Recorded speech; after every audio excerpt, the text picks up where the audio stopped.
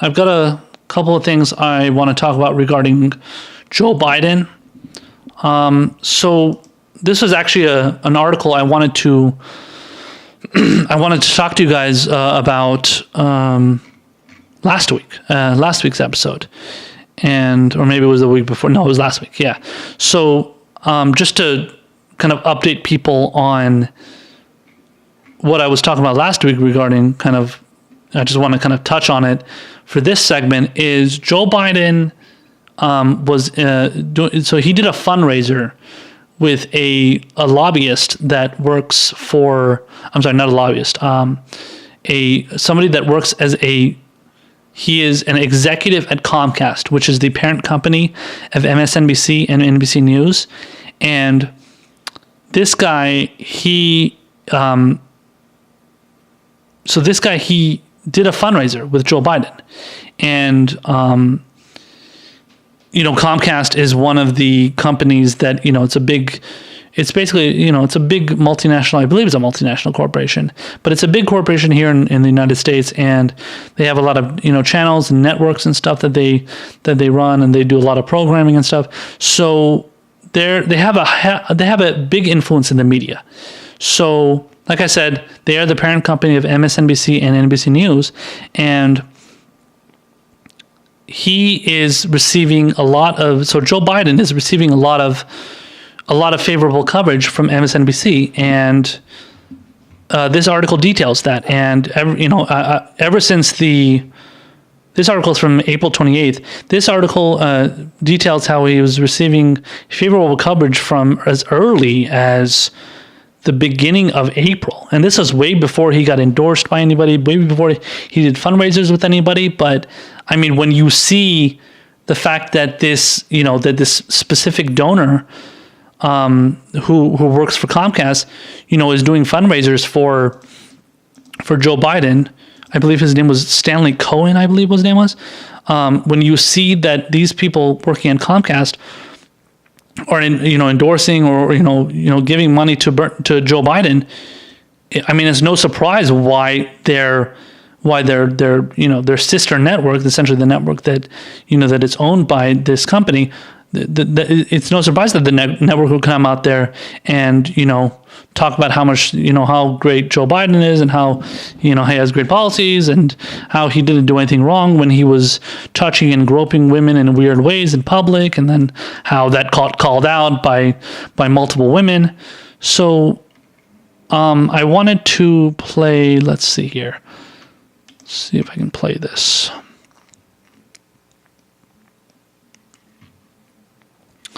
So this is a segment from MSNBC. Let me just load this up for you guys real quick. And this one is on Morning Joe.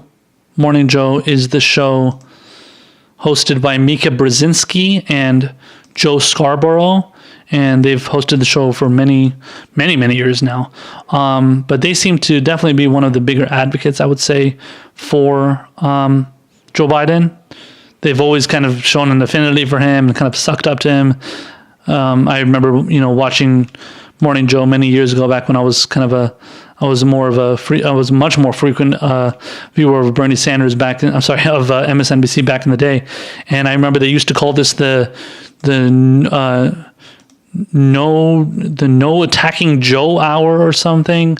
The anti-attacking Joe, something like that. So let me just play this clip of this Morning Joe segment talking about the accusers who who called out Joe Biden for his treatment of them, and they actually get in a dig at Bernie Sanders in this segment too.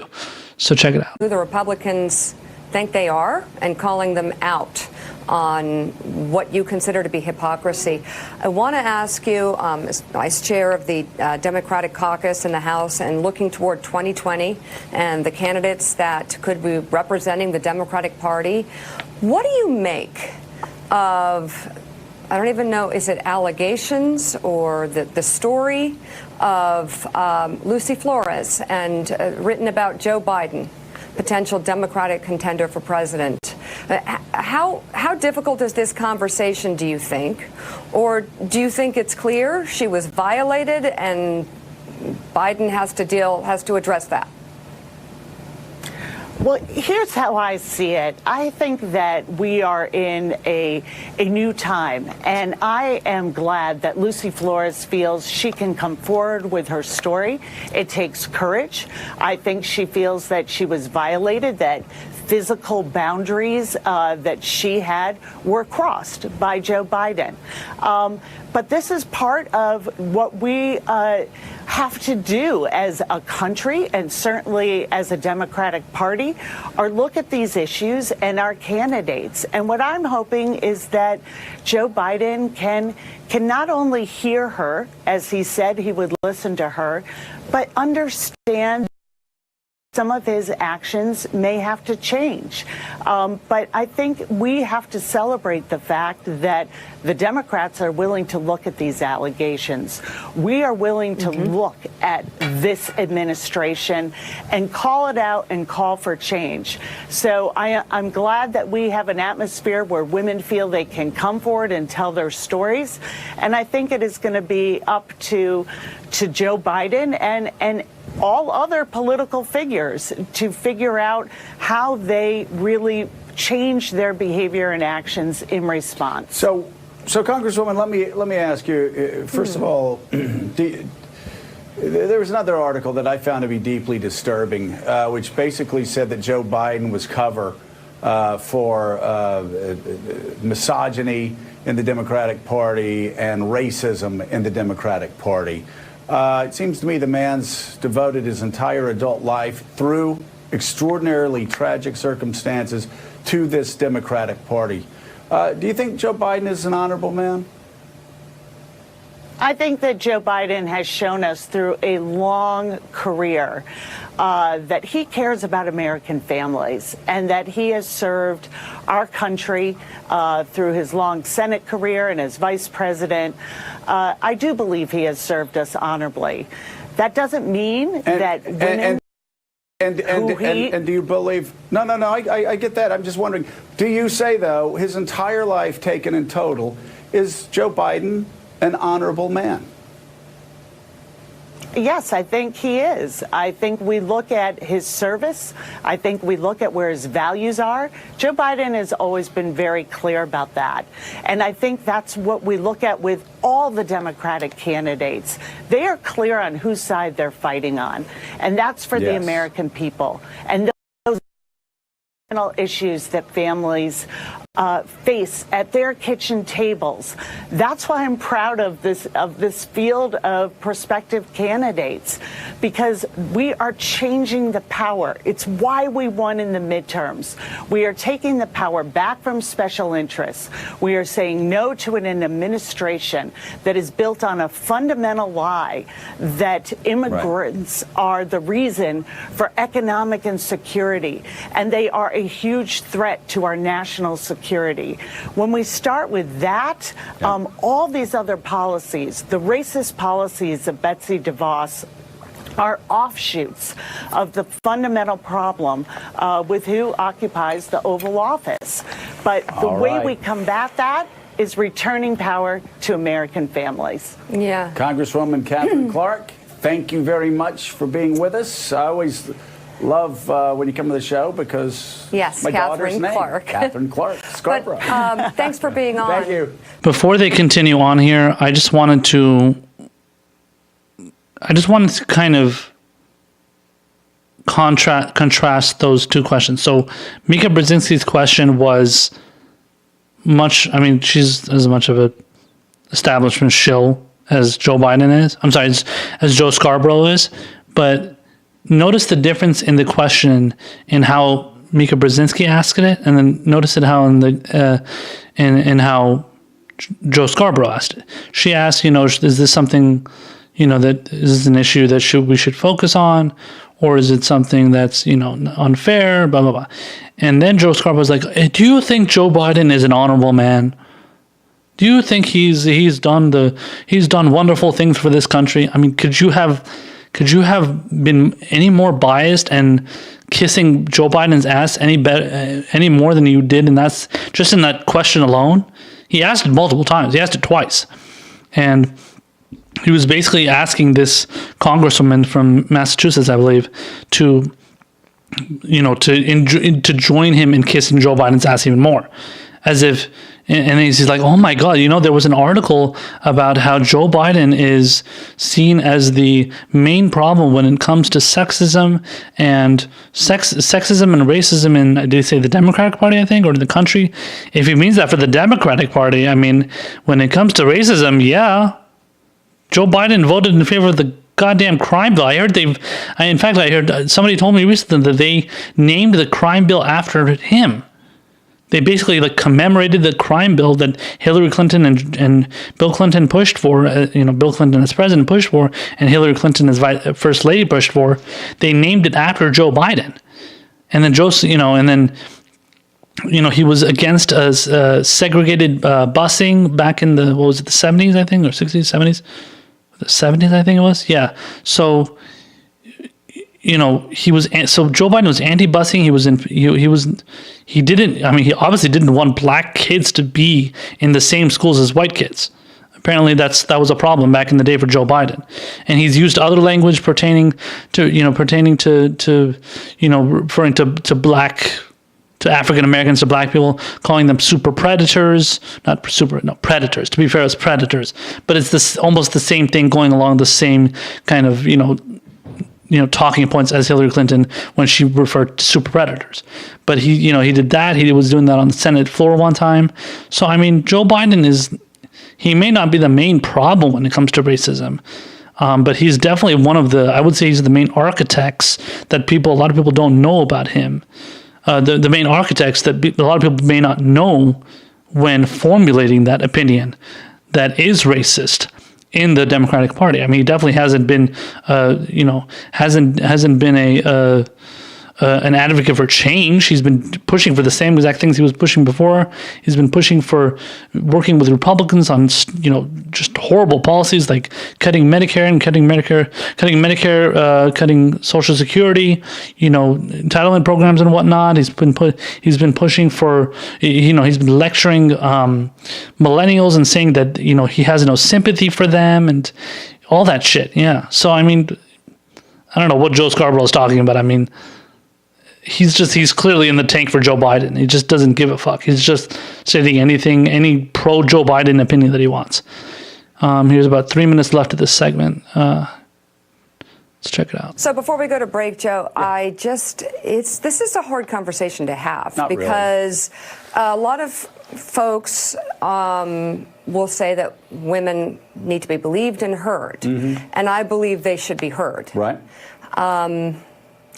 But are we allowed to bring up that Lucy Flores is a huge Bernie person and she has, political connections that might be counter to Biden's goals, and that this could be, is it okay to bring up this could be politically motivated, or are we just supposed to take all the words and the fact that she says she was violated at face value? Are we supposed to just leave it there? Well, and have this sort of attack on his credibility and his honor just sit there? Or are we allowed to talk about it? Well, are we allowed to the man? You can bring it up, Mika, if you want your Twitter feed to look like your Twitter feed's going to look today. But it seems to me that, again, So yes. we're not. Well, no, you just did. And what I'm saying is that, the conversation has to be had. It has to be an open conversation. And as you've been saying, and as other people have been saying, the argument, all women must be believed, period. That's the end of the conversation. That was the argument 6 months ago. That was the argument when Al Franken was run out of town, run out of Washington, D.C., when what Donald Trump has done is so much more abhorrent. That conversation seems to have been moving along. And I suppose I'm not allowed to say this because I'm a male. But just as an observer, that conversation has moved along to women need to be believed, women need to be heard, but there has to be due process out there. And you got to hear both sides. And what I heard this past weekend was, after the initial rush of stories, is all women should be believed, all women should be heard, but then all men should be heard. There has to be due process. Well, there has to be some balance. But I will tell you where there's no balance. If you take a man who's committed his entire lifetime to the Democratic Party, and then you say that he is a racist and he is a misogynist and that he is the Democrats' answer to Donald Trump, that's just deeply offensive. And that's just wrong. And that's a wonderful way to help reelect Donald Trump. Yeah. By Democrats eating their own and actually trying to call a man who was Barack Obama's vice president for 8 years a racist and a misogynist. That's over. So did you hear a single policy proposal or policy that Joe Biden has supposedly pushed for that shows that he's not a misogynist and not a sexist? And not to be fair, Joe Biden, I don't know his whole record on women's rights. I'm pretty sure for the majority of his career he has been in favor of women's rights, but there was at one point an article, which we will talk about next week, where he actually said that Roe v. Wade was going too far. So Roe v. Wade was too much.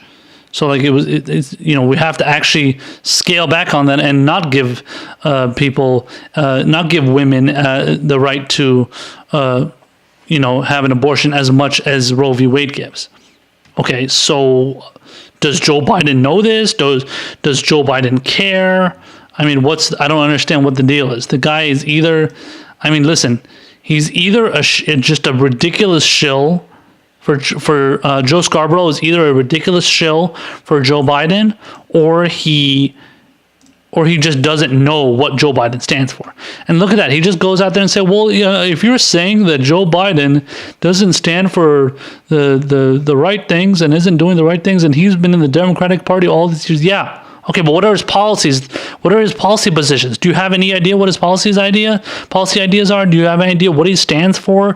What kind of legislation he's pushed for? Again, like I just mentioned right before this clip, the second part of the clip that I showed you. Right before that, I mentioned the fact that he was the main author of the crime bill. They named the crime bill after him. He made speeches about predators, I think it was predators going after his wife or your wife or whoever's wife and kids and stuff. I mean, he was just fear-mongering like crazy back then. Now, does he believe that now? I don't know. He may. People would have to ask him. But, I mean, it's a relevant thing to bring up.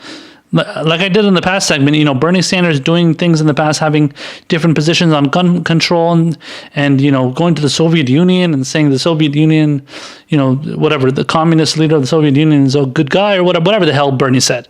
Anything Bernie said before or any candidate said before, that's just as relevant as what Joe Biden said before too. So if he said something before too, the point is to compare and contrast what they said before to what they said now, and whether or not they believe that same thing now, and whether their policies line up with that, and whether they believe that, So that's what it all really comes down to, whether their policies ultimately do push for those kind of things that they did say back then, and whether it still does.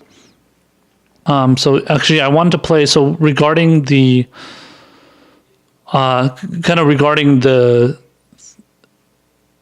narrative that that Biden was pushing during the debate regarding the crime bill. Here's a clip from 1993 of Joe Biden talking about the crime bill and why he supports it. It's about a 3.5 minute clip. So this is Joe Biden in 1993 on the Senate floor debating the crime bill. We must take back the streets. It doesn't matter whether or not the person that is accosting your son or daughter or my son or daughter, my wife, your husband, my mother, your parents. It doesn't matter whether or not they were deprived as a youth. It doesn't matter whether or not they had no background that enabled them to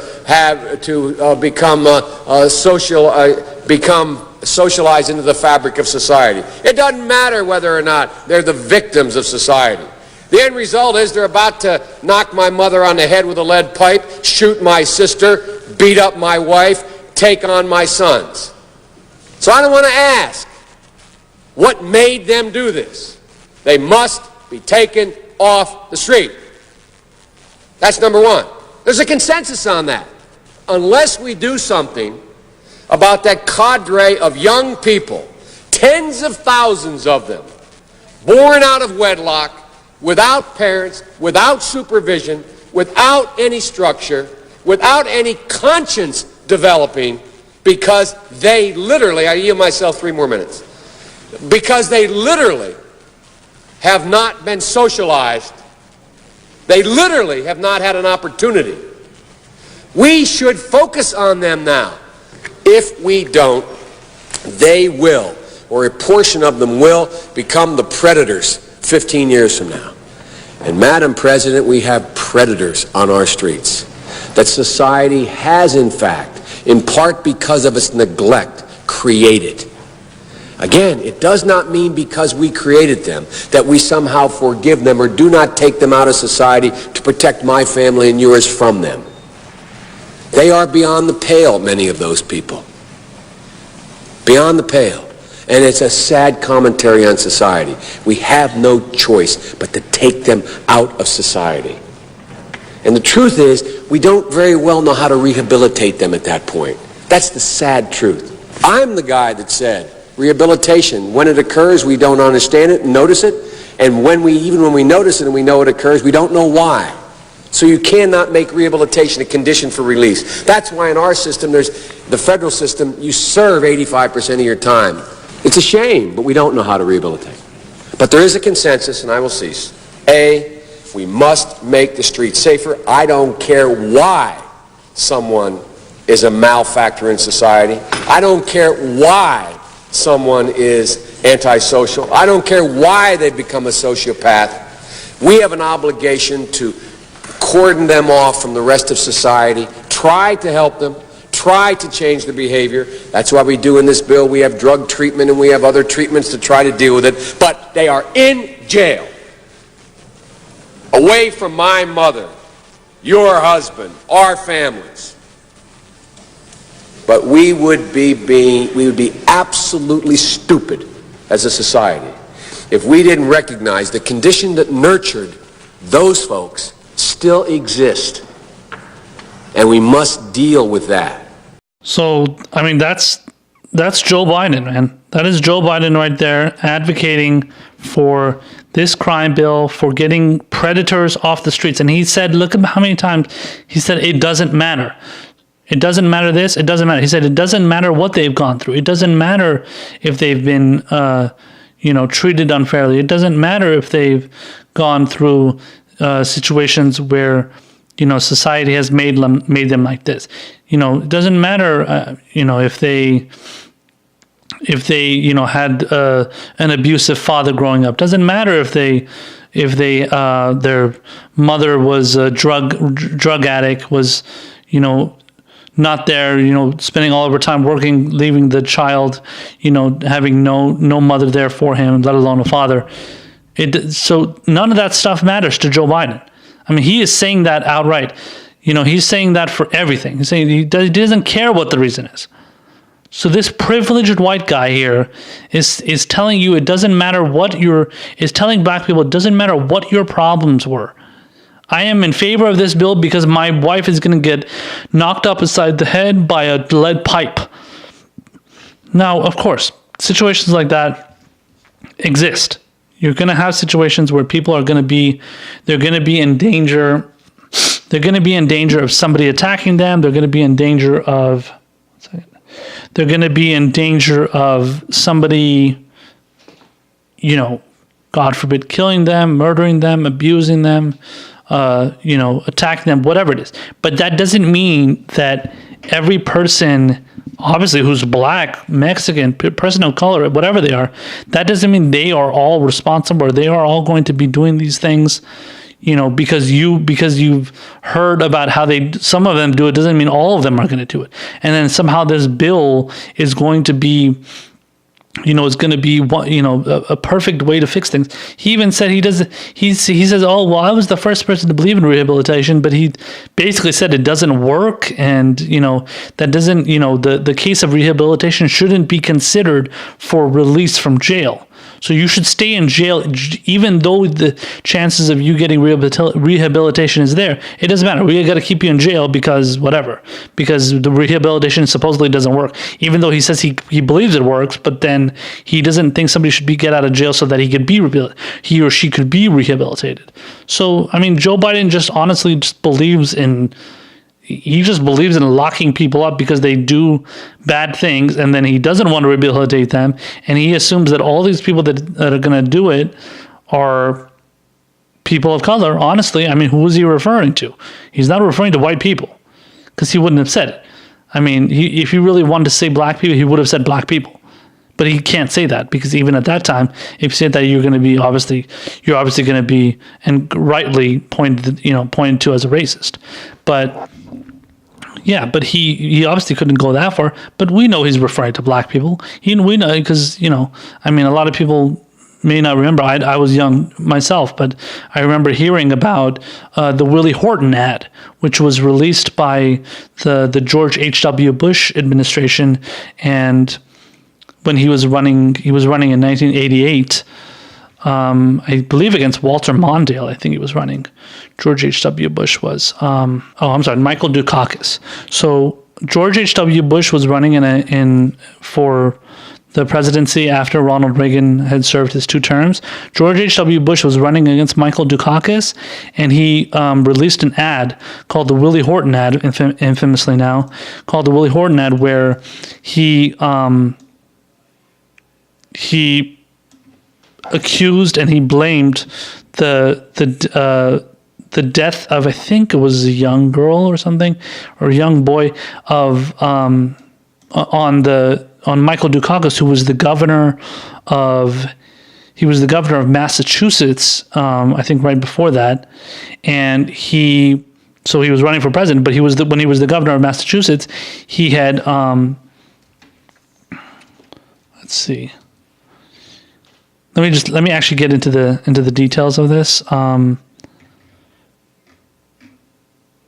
So it says Democratic presidential candidate Michael Dukakis was the governor of Massachusetts at the time of Willie Horton's release, and while he did not start the furlough program, he had supported it as a method of criminal rehabilitation. The state inmate furlough program, originally signed into law by Republican Governor Francis Sargent in 1972, excluded convicted first-degree murderers. However, in 1973, the Massachusetts Supreme Judicial Court ruled that this right extended to first-degree murderers because the law specifically did not exclude them. The Massachusetts legislature quickly passed a bill prohibiting furloughs for such inmates. However, in 1976, Dukakis vetoed this bill, arguing it would cut the heart out of efforts at inmate rehabilitation. So it turns out that Michael Dukakis believed in rehabilitating, first-degree murderers, and I mean, I'm sure it was a controversial issue at the time, and he. So Dukakis believed in the idea of rehabilitation, and he wanted this to happen. So in the case of somebody like Willie Horton here, I guess his name was Willie Horton. It says here, my name is not Willie. Okay, well, whatever it is. In the case of this person named Willie Horton, he believed that it would help him, but then apparently this, apparently this person ended up, let's see. Willie R. Horton. So he ended up serving life sentence for murder without the possibility of parole. He was the beneficiary of a Massachusetts weekend furlough program.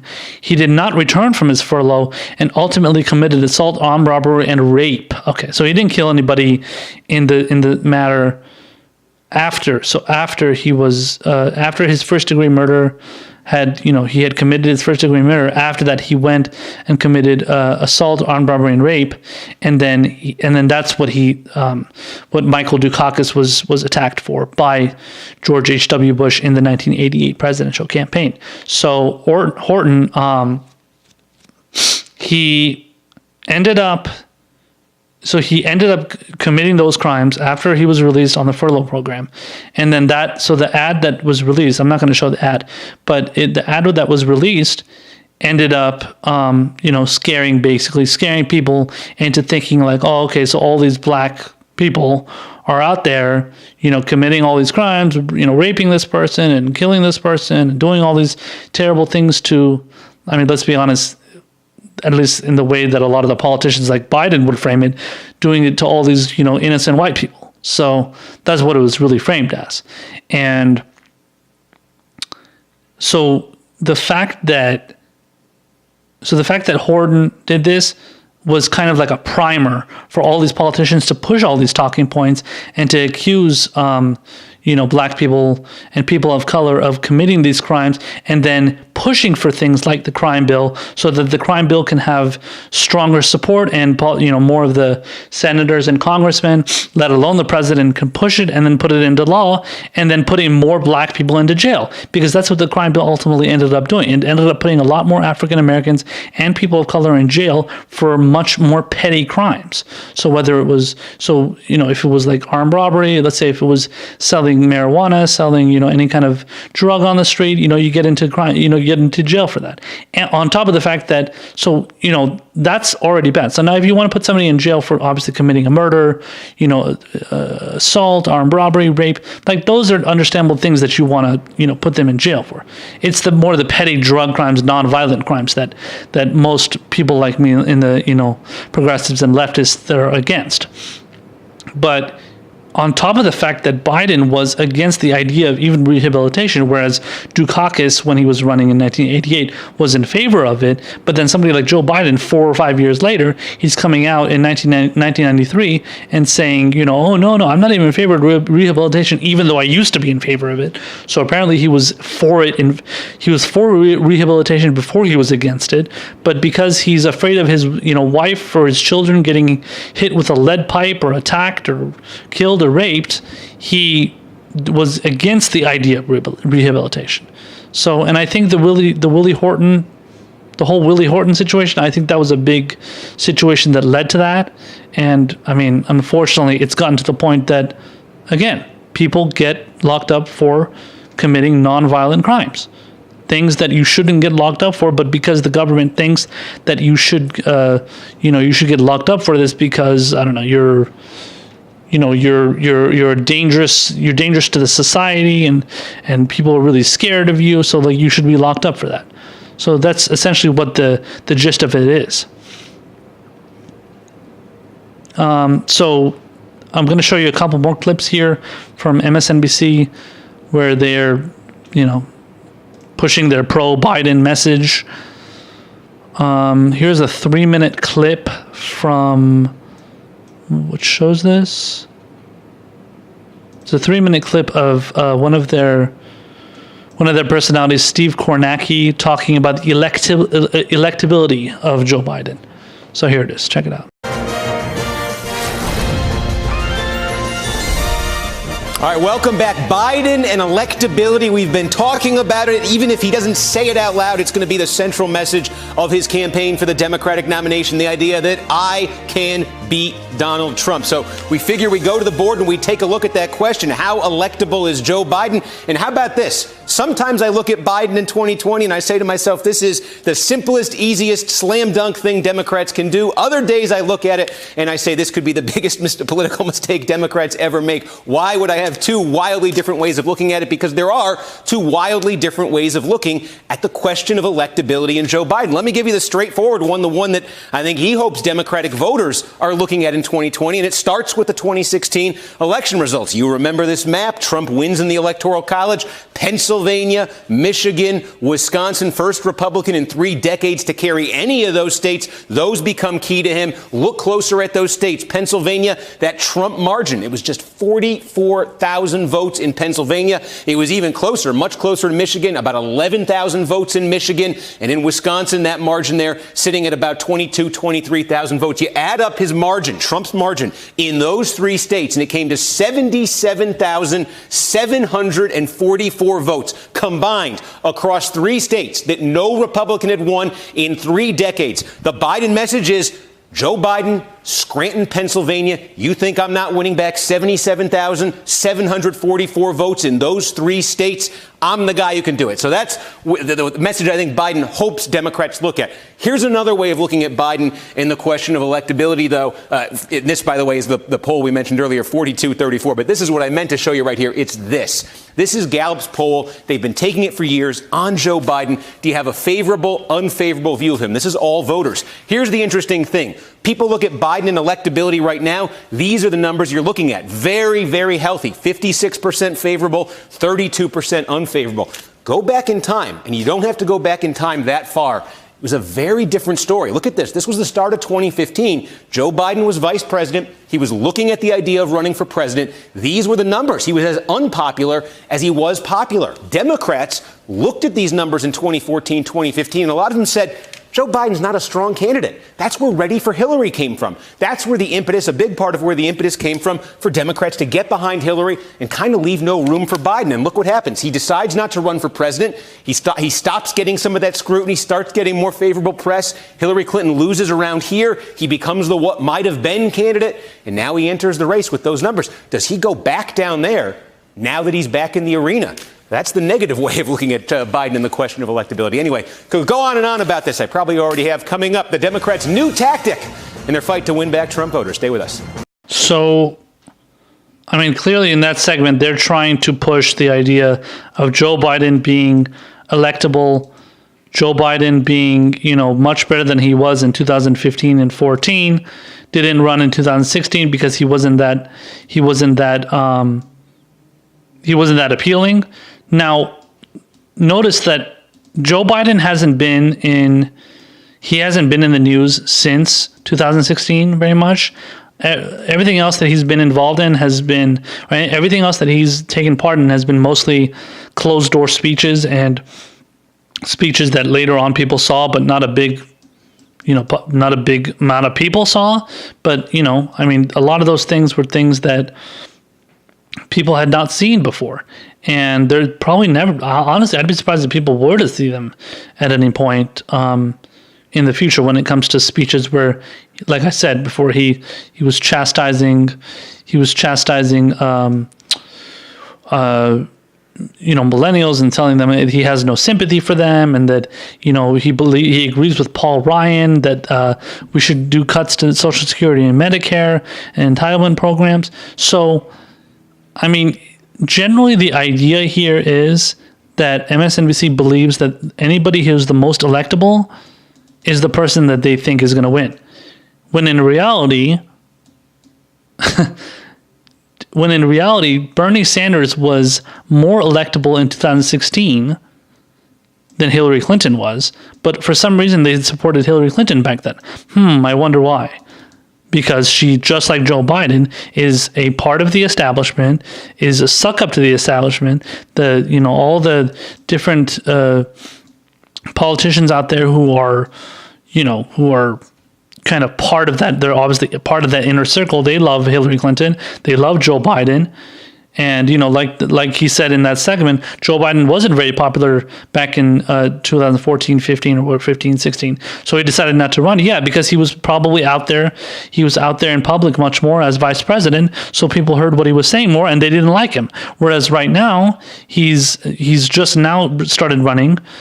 I don't know when that thing was from. I don't know. It was I think the last poll Gallup did, I guess, was recently. And he just recently declared, a couple weeks ago. So people obviously hadn't heard enough about him. I guarantee you when the debates come around and people start hearing more from Joe Biden and what he thinks, no doubt in my mind that he's going to start dropping in the polls. And compare that to somebody like Bernie Sanders, who has been consistently out there. He has consistently been out there in public, talking, giving speeches, appealing to all different kinds of, to all different kinds of people out there in the all different populations, all different ethnicities, demographics, people from all different states and everything, giving, touring the country, doing all this stuff, pushing his message. And what has his poll numbers been? Good. His poll numbers have been very good, especially specifically when you check it for him. Now, is Steve Kornacki doing checking the electability based on what people think about Bernie Sanders, based on the Gallup poll of Bernie Sanders, or based on any poll regarding Bernie Sanders? Majority of the polls, when people ask what they think of Bernie Sanders, they think of him positively because he's pushing for popular policies that people like, policies that people are in favor of, and they want those policies. So, but when it comes to Joe Biden, all of a sudden he's more electable because he's doing really well, doing really well before he's even said a word, basically. He's just released a couple of ads and he's given a couple of interviews. Has he gotten involved in any debates regarding policy? Has he, discussed any of his policies that he believes in? Barely, if any at all. I mean, everything he's stated so far has been really, really, very little on details, more on emotion and, platitudes and cliches, just like Hillary Clinton. I mean, he's basically pulling a Hillary Clinton. That's something that Kyle Kulinski of Secular Talk was talking about too. He's doing a lot of that. And there was an article I was going to cover. I'm not going to have time to cover it this time, but I'm going to definitely cover it next time, where he is just stating platitudes and cliches and just trying to get people's emotional support and trying to connect with them in that way. I mean, it's nothing actually based on substance or policies or anything. He just wants to pull at the heartstrings. He just wants to make you feel warm and fuzzy inside, just like Obama did. So he's going to be using a lot of that Hillary and Obama strategy, kind of mixing those two together, trying to push for like that hope and change and all that stuff. And then, stronger together, and we're better as a nation together. And another time another interview he gave, he says his slogan is going to be, America has to be moral again. And that's in response to Trump's Make America Great Again. So in his case, America moral again. I mean, that's the best you can come up with for a slogan. I'm guessing that's not his official slogan. I mean, is that what you're going to advocate for now?